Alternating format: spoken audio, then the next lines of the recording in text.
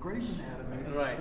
We have Scrubs. We've got House. These are caricatures of a profession that we all aspire to become, and it's about who's sleeping with who in the Correct. call room. That's what we've fallen victim to from a media standpoint. So we have to change that. But you're right. We have to have an alternative. That alternative needs to be a free market process. The government, every time they've gotten involved with controlling energy, with controlling transportation, with controlling the railroads, anything and everything gets worse. Well, the cost goes up and the quality goes down. Too many people associate free market with let them die in the street. Correct. And that's what you That's have. a- that's I'm the- sorry, that's the way it That's is. true. It is absolutely I true. And I'll give you an understand. example. I was at my Why annual do you conference think- in May.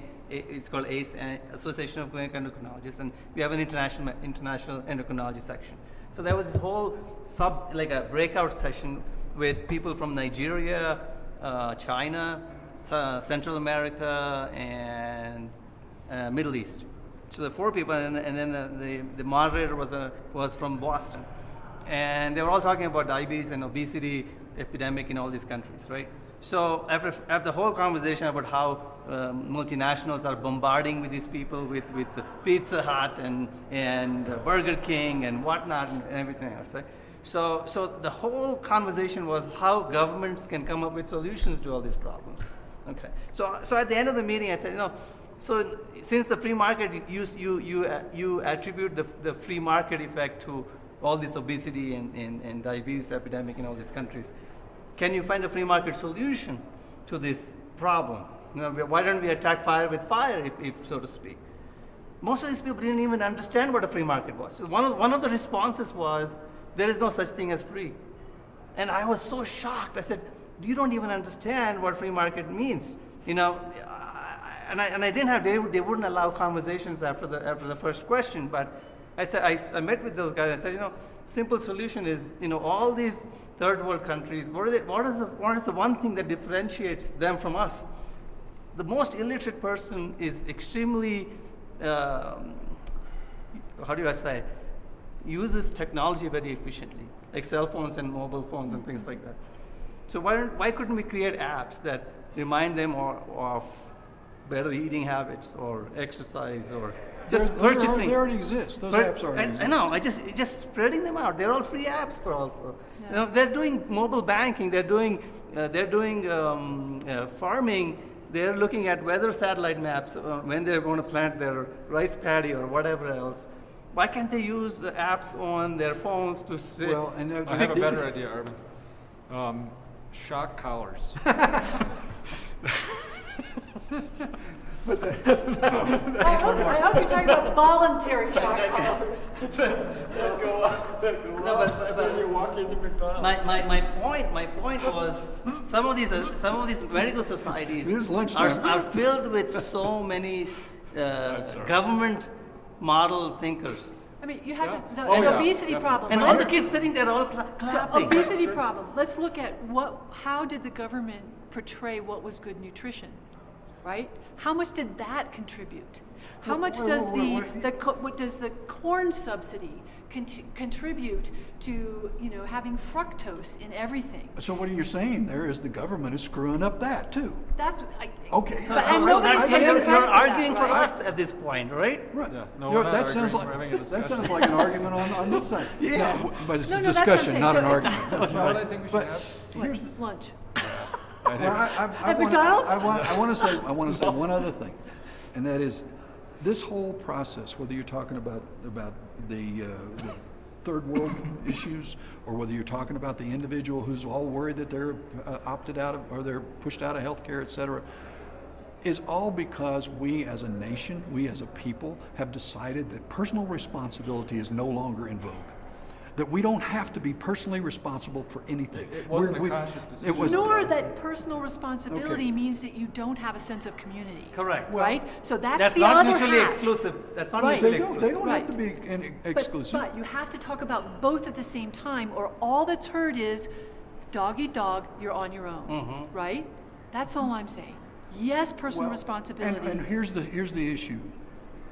Dog eat dog, you're on your own was that sounds like the 1920s. Okay, the No, pendulum 80s, 90s the more like- pendulum has swung so far to the other side that now nobody wants to be responsible for anything. But we can't afford to pay for that. And we can't afford to pay for that. And So we've so- got to get moved back. And so as soon as you start saying we got to move back, you say, oh, you're going to take away my stuff. You're going to. The last election was all about stuff. I mean, in 2012, Bill O'Reilly said it perfectly on Fox News right after they announced the election results. He says this proves the American public just wants stuff. And that's the problem. Well, if talking of personal responsibility, I do it every day. I have diabetics, I treat hyperlipidemia, I treat obesity. That's like 90% of my practice. Mm-hmm. So every day I have to teach people how to be personally responsible. And they don't take it badly if I show them, look, if you do Here's what's this, in it for them. and this is what you get at the end of the year Yeah. or end of 10 years. But if you don't go blind or you don't lose a toe or you're not on dialysis in 15 years, then that's your reward. The other thing you've done in your practice, Arvind, which is incredible, I think, is that you can, that for the diabetics, show them their own personal data, and they can actually see it graphed out, and they can see when I don't do what I'm supposed to do, when I don't follow my diet, my A1C goes up, this happens. But this those are all academic information. But it is solid information that you can sit down and go over with them educationally and show them that. But because I portray personal responsibility as something that you need to do for yourself, not to show me. I'm not I always tell them, I'm just like a mirror. You just see what you are, okay? So, but if you put the effort in now and keep doing that year after year, then it will reward you, and maybe you will see your grandchild, grow up or whatever. Let me tell you, that's where this idea of health savings accounts that accumulate over time works for people, because they can see this. Hey, this is like my retirement account, and I have access to it. And you know what? If my friend gets sick and he needs a heart-lung transplant, and it's not covered by his catastrophic plan, instead of going to his church or his synagogue or wherever and asking for donations so that he can get it, which is what's happening today, he can go to his friends and say, would you be willing to contribute out of your health savings account to help me, because this is what I need? That's the community you were talking about before. Right, or using government's established HSAs as a part of the tool for people who are currently on Medicaid, right? Oh, absolutely. Everything gets rolled into that. Not only does it give them access and control over where they're going to spend that money, and they can choose which provider and how they're going to spend it, it also gives them the experience of managing money, making intelligent health care decisions rather than having. So it empowers the students. So that's what the students, the patients. So it's one of the ways that we can create and craft those transitions. We have to redefine what personal responsibility and free market means, because those words have been defined by the media, who want to show them in a bad light. It's somehow bad to say you have to take responsibility for yourself. It really isn't. And most people understand that. And a lot of my patients will say, I canceled that appointment in April because I lost my insurance. And then they show up eventually because they really can't take care of themselves. So I said, why did you not call me?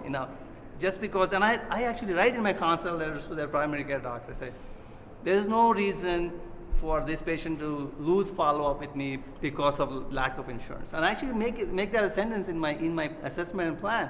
And I say, we will not change their plan of action, irrespective of whether they have insurance or not. And most of my patients, through the recession, a lot of them, they lost their jobs. That's how I learned the power of the free markets, actually, because they lost their insurance through employers. None of them, 90% of them continue, and a lot of these people are on insulin pumps, and they're not cheap to manage.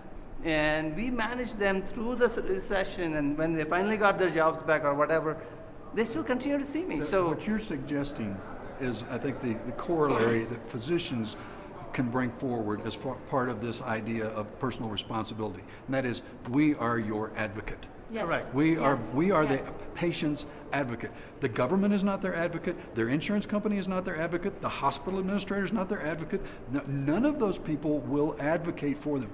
And we have, by our very nature, taken an oath to that effect. At least we traditionally have. And what bothers me about the educational system and a lot of things that are happening within the programs are that those things are being taken out. Oh no, we now have to focus on collective Population cost of healthcare, not on your need, but on the needs of the society. That is antithesis of what Hippocrates. That is Platonic medicine, not Hippocratic medicine.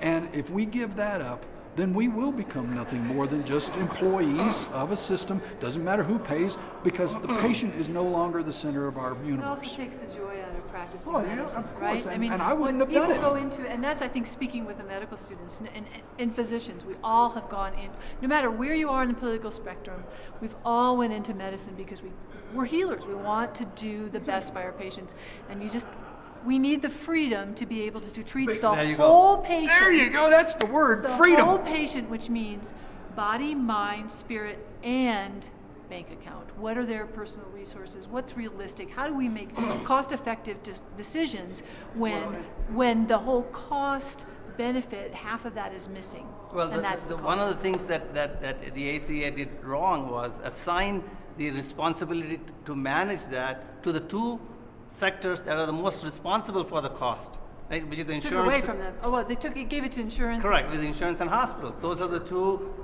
factors, the two sectors of the healthcare system that are the most responsible for the cost escalations, and they gave the whole power to them. So. Well, let's go eat some lunch. But before we do, we have to say You gotta- a special thank you to Bill May. Bill is. Hey, Dad. I'm part of the solution finally. There you go. We're going to let Bill know that we are on your side. Can you believe this? Steve May here with people who have your views. I'm pulling here. Thanks a lot. Enjoy your lunch. As you get older and closer to your dad.